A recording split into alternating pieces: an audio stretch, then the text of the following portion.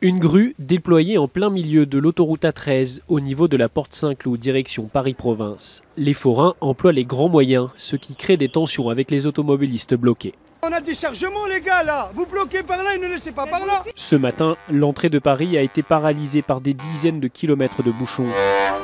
Concert de klaxons et opération escargot, une quarantaine de camions ralentissent la circulation sur l'A13, principalement sur les deux voies de droite. Les forains protestent notamment contre la suppression du marché de Noël sur les Champs-Élysées, décidé par le Conseil de Paris. Nous faisons partie du patrimoine populaire et culturel des villes, donc qu'on nous reconnaisse cette étiquette et nous en avons ras-le-bol d'être trimballés de droite et de gauche et d'être pris pour des parias de la société. L'objectif des forains était de faire le tour du périphérique, mais la police les en a empêchés. Des camions sont bloqués, notamment ici, porte de la Muette. Les chalets en bois servant habituellement pour le marché de Noël sont mis de côté.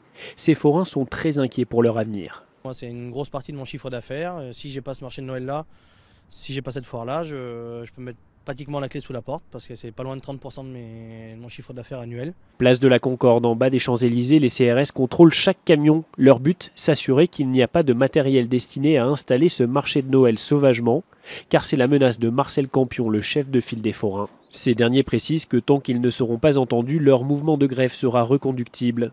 Le chantage n'est pas une méthode, a dénoncé de son côté la mairie de Paris, qui réaffirme qu'il n'y aura pas de marché forain en décembre sur les Champs-Élysées.